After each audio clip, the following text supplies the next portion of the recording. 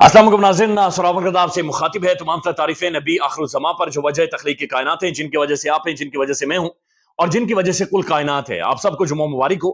दो तीन अहम खबरें आपके सामने रखनी है, लेकिन सबसे बड़ी खबर जो सोशल मीडिया पर इस वक्त वायरल है वो मौलाना तारिक जमील साहब का खिताब है। मौलाना तारिक जमील साहब ने आज खुतबा दिया है जुमे से पहले, और उस खुतबे का एक क्लिप बहुत ज्यादा वायरल है और उस खुतबे में वो आसिम जमील साहब का जिक्र कर रहे हैं, जिनके साथ गुज़श्ता दिनों एक हादसा पेश आया है। मौलाना साहब ये कहते हैं कि जनाब मुझे एक पैगाम भेजा एक बुजुर्ग ने मुझे एक पैगाम भेजा है, और उन बुजुर्ग का वो नाम नहीं लेते, लेकिन बुजुर्ग के बारे में वो कहते हैं कि वो आसिम जमील साहब को नहीं जानती। आसिम जमील साहब के बारे में उन बुजुर्ग को कोई नहीं पता। अब मौलाना साहब ये कहते हैं कि उन बुजुर्ग ने जो मुझे पैगाम भेजा है, वो बुजुर्ग ये कहते हैं कि मैं दिन में तकरीबन 1 लाख मरतबा रोजाना दुरूद शरीफ पढ़ता हूं, और मुझे अक्सर नबी करीम सल्लल्लाहु अलैहि वसल्लम की ज़ियारत होती रहती है और मैं अक्सर ख्वाब में उन्हें देखता हूं। लेकिन इस दफा डिफरेंट ये था कि मुझे जब ज़ियारत हुई तो उस दौरान नबी करीम सल्लल्लाहु अलैहि वसल्लम के साथ आसिम जमील साहब यानी तारिक जमील साहब के बेटे भी उनके साथ खड़े थे, और आसिम जमील साहब ने मुझे ख्वाब में ये कहा कि मेरे बाबा नु दस दियो कि मुझे अल्लाह ने माफ कर दिया है। तो ये मौलाना साहब ने एक बड़ा जबरदस्त किस्म का एक वाकया शेयर किया है, और उसके मुताबिक यानी जो बुजुर्ग ने ख्वाब में देखा उसके मुताबिक उनकी बख्शिश हो गई, अल्लाह ताला ने उन्हें माफ कर दिया है।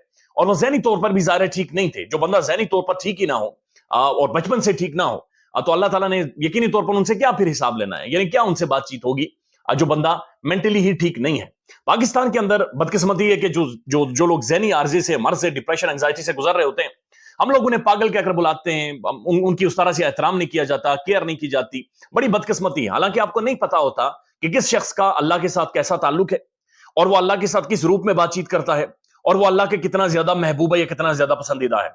लिहाजा जजमेंटल नहीं होना चाहिए। WHO की एक रिपोर्ट है, और उस रिपोर्ट के मुताबिक पाकिस्तान में हर तीसरा इंसान डिप्रेशन का मरीज है, एंग्जाइटी का मरीज है। यानी हर तीसरा इंसान, यानी ये जो आप वीडियो देख रहे हैं, आप में से और मुझसे भी, मुझ में और आप में भी, यानी कोई ना कोई, हम लोग ज़हनी कर्ब और ज़हनी अजियत से गुजर रहे हैं। और इस मुल्क के अंदर जहां पर आप रोटी रोजगार के वसाइल ना हो, या जहां पर रोजगार इंसान को अवेलेबल ना हो, उस मुल्क में आप तवक्को कर सकते हैं कि हर बंदा ही ज़हनी कर्ब और मर्ज से गुजर रहा होगा। लेकिन अब जो मौलाना साहब का ये जो क्लिप टुकड़ा वायरल हुआ है खिताब का, इसके ऊपर सोशल मीडिया पर बहुत ज्यादा तनकीद भी हो रही है, और बहुत सारे लोग सवाल उठा रहे हैं। मौलाना के ऊपर एक तो वैसे ही तनकीद बहुत ज्यादा होती है आजकल, जब से उन्होंने कुछ एक जगहों पर दुआ की है, और कुछ सोशल मीडिया खास तौर पर एक्टिव हो जाते हैं। लेकिन इस बयान के ऊपर भी बहुत ज्यादा तनकीद हो रही, यानी बहुत सारे लोग मैं देख रहा था कि वो ये कह रहे हैं कि एक तो जिन बुजुर्ग ने मौलाना साहब को ये ख्वाब सुनाया है, इसकी कोई ऑथेंटिसिटी नहीं है, यानी कि मन घड़त भी हो सकता है, खुदा ना खास्ता।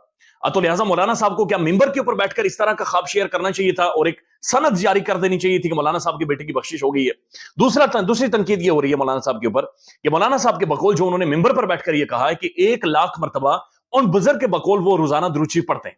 अब लोग ये कह रहे हैं, ये तनकीद ये हो रही है कि 1 लाख मरतबा दुरूद शरीफ एक दिन में पढ़ना इंपॉसिबल तो नहीं है, लेकिन आसान नहीं है।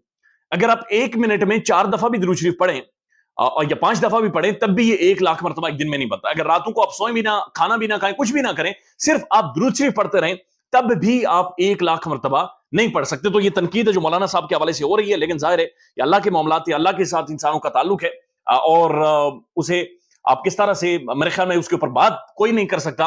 लेकिन बहरहाल मौलाना साहब ने ये बात की है, और जिन बुजुर्ग ने ये ख्वाब सुनाया है, इसने मौलाना साहब के दुख दर्द को, हम सब के दुख दर्द को किसी हद तक जरूर उसमें कमी की है कि चलें आसिम जमील साहब को अल्लाह ताला उन्हें बख्शे, और अल्लाह ताला मजीद उनके दर्जात बुलंद करे, और अल्लाह ताला उनके लिए आसानियां पैदा करे। अब एक और तस्वीर है जो बहुत ज्यादा वायरल है। अब ये तस्वीर निगरान वज़ीर आला मोहसिन नकवी साहब की। अब ये निगरान नहीं है, ये इल्लीगल है, ये गैर कानूनी तौर पर जबरदस्ती धौंस धमकी से वहां पर बैठे हुए। यानी कि निगरान सेटअप होता है मैक्सिमम 3 माह का, जब तक आपने इंतखाबात करवाने होते हैं 19 डेज में। तो ये 90 डेज तो तजावज कर गए, तो तख्तियां लगा रहे हैं, ये तो मुख्तलिफ ममालिक में जा रहे हैं और मुख्तलिफ ममालिक के दौरे कर रहे हैं। अब ये किसी कब्रिस्तान के ऊपर गए, और कहा जा रहा है कि शोहदा की कब्रों के ऊपर फूल चढ़ाने के लिए गए। अब ये शोहदा हमारे सरों का ताज है, शोहदा उनके उनके खून की खुशबू हम महसूस करते हैं। बेहद एहतराम उनकी कब्रों को, बेहद एहतराम शोहदा को, उनकी कुर्बानियों को। लेकिन आप अंदाजा लगाइए कि इस कब्रिस्तान पर भी ये कारपेट बिछाया गया है, यानी ये सुर्ख कारपेट यहां पर बिछाया गया है ताकि इनके जूते गंदे ना हो। ये जो टॉप ब्यूरोक्रेसी इनके साथ चल रही है, ये पुलिस वाले चल रहे हैं, मुख्तलिफ लोग चल रहे हैं, ये इनके जूते गंदे ना हो, इसके लिए कब्रिस्तान पर भी ये कारपेट बिछाया गया। क्या इन्होंने इस कब्र में नहीं जाना? क्या इन्होंने ये जमीन के अंदर 7 फीट नीचे नहीं जाना? क्या इन्हें नहीं दफनाया जाएगा? ये कौन सी मट्टी है कि जो इनके पांव के साथ ना लगे, इनके जूते गंदे ना हो, और उसके लिए कब्रिस्तान पर कारपेट बिछाया गया है, सुर्ख कारपेट कब्रिस्तान के ऊपर। यानी ये मैसेज क्या है? ये कौन सी सोच है जो पाकिस्तान के अंदर दी जा रही है? ये कैसा निजाम है इस मुल्क का कि जनाब सड़कें बंद, ट्रैफिक सिग्नल्स बंद, जहां पर ये जाएंगे वहां पर पूरा निजाम जिंदगी मुअत्तल कर दिया जाएगा, और कब्रिस्तान पर जाएंगे तो आप कारपेट बिछा देंगे। یہ کون لوگ ہیں؟ یہ کس طرح کا اقتدار ہے؟ کس طرح کے نشے ہیں؟ کس طرح کے ششکے ہیں کہ قبرستان کے اوپر آپ کے جوتے گندے ہو جائیں؟ میں جناب کہا تھا صافی بھی ہے سول بڑائی صاحب، وہ بھی جناب وہاں پر ریڈ کارپیٹ سے ہو کر گزر رہے ہیں کہ جناب ان کے جوتے گندے نہ. یہ ہیں کون لوگ؟ یعنی یہ سمجھ سے باہر ہے کہ یہ کون لوگ ہیں، یہ کس طرح کا پروٹوکول ہے، یہ کون سی آپٹکس ہیں جو ہم جنریٹ کرتے ہیں. خدا کا واسطہ ان چیزوں کے اوپر سوچیں. یہ دنیا بھر میں کہیں نہیں ہوتا کہ پولیٹیشینز کو کندھوں کے اوپر بٹھایا جائے، ان کے نیچے کارپیٹ بچھائے جائے، اوپر کارپیٹ بچھائے جائے، ان کے پیچھے نعرے بازی کی جائے اور ان کے سامنے لیٹا جائے. لیکن اس معاشرے میں ہوتا ہے. مجھے یقین ہے کہ یہ ظاہر ہے انہوں نے خود نہیں کہا ہوگا، لیکن جو آگے پیچھے ٹی سی کرنے والے ہیں، ٹی سی کرنے والوں نے یہ کام کیا ہے. لیکن ان کی عقل، اب کون سے الفاظ بندہ استعمال کریں جب اس لیول پر آپ انسان کو لے کر جاتے ہیں کہ اس نے قبرستان پر دعا کرنے کے لیے جانا ہے اور وہ آدھے منٹ کا راستہ بھی نہیں ہے، یعنی وہ ہارڈلی کوئی 20-30 سیکنڈ آپ نے چلنا ہے، لیکن اس کے لیے بھی کارپیٹ بچھے گی، کارپیٹ بچھ کر قبروں تک جائے گی اور پھر قبر پر جا کر وہ پھول چڑھائے گی. یہ جن شہداء کی قربانیوں کی بات چیت کریں، جن شہداء کی قبروں کے اوپر یہ پھول چڑھا کر آئے ہیں، یقین مانیں ان کا خون اسی مٹی میں گیا ہے. ان کا خون، انہوں نے جو قربانیاں دی ہیں اس ملک کے لیے، وہ اسی مٹی کے لیے دی ہیں، لیکن اسی مٹی کے اوپر کارپیٹ، یہ سرخ کارپیٹ بچھا کر انہیں ریڈ پروٹوکول دیتے ہیں. یہ بادشاہوں کے دور میں ہوتا تھا، یہ بادشاہوں کے ساتھ ہوتا ہے برطانیہ کے.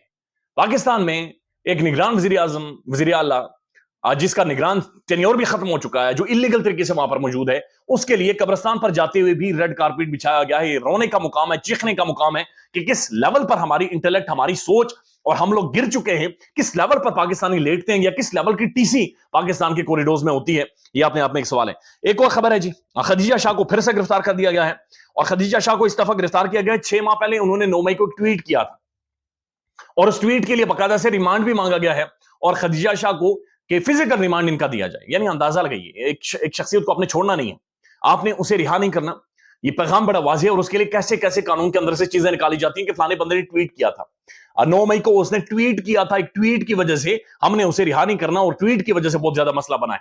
خدیجہ شاہ کیا کر سکتی ہے باہر نکل کر؟ کچھ بھی نہیں کر سکتی، لیکن چھوڑنا نہیں ہے، چھوڑنا نہیں ہے کسی بھی صورت. جس طرح سے منیب فاروق صاحب کہتے ہیں اپنے ویلاگ میں کہ ناک رگڑوانی ہے، لہٰذا ناک بھی رگڑوا دی، اس کے باوجود بھی نہیں چھوڑنا. یعنی اس ملک کے اندر قانون ایسا ہے کہ اگر آپ کو پکڑ لیا جائے اور یہ ڈیسائیڈ ہو جائے کہ کہیں پر بیٹھے ہوئے کہ آپ کو چھوڑنا نہیں ہے، تو یقین مانیں کہ میں اور آپ ساری زندگی لگا لیں گے، ہم لوگ نہیں چھوٹیں گے. یہ ایک ریالٹی ہے، اور یہ چیز ریالٹی کھل کر سامنے آ رہی ہے کہ انصاف نہیں ملتا.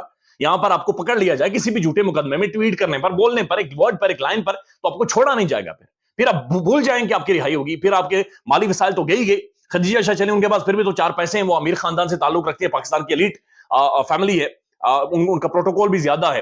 لیکن اگر میرے جیسا، آپ جیسا کوئی غریب پکڑا جائے تو بھول جائیں، ہماری زمینیں بک جائیں گی، ہماری جائیدادیں بک جائیں گی، ہماری فیملیز ختم ہو جائیں گی، لیکن ضمانت نہیں ملے گی. اور یہ بھی ایک بڑا واضح طور پر ایک پیغام ہے. ایک اور خبر ہے، اور خبر یہ ہے کہ سائفر کے حوالے سے عمران خان صاحب کی درخواست سپریم کورٹ میں جمع کروا دی گئی ہے، اور اس میں بہت ساری چیزوں کی طرف نشاندہی کی گئی ہے. جج لیٹس سی کہ قاضی فائز صاحب اس معاملے کو بھی دیکھتے ہیں یا نہیں دیکھتے.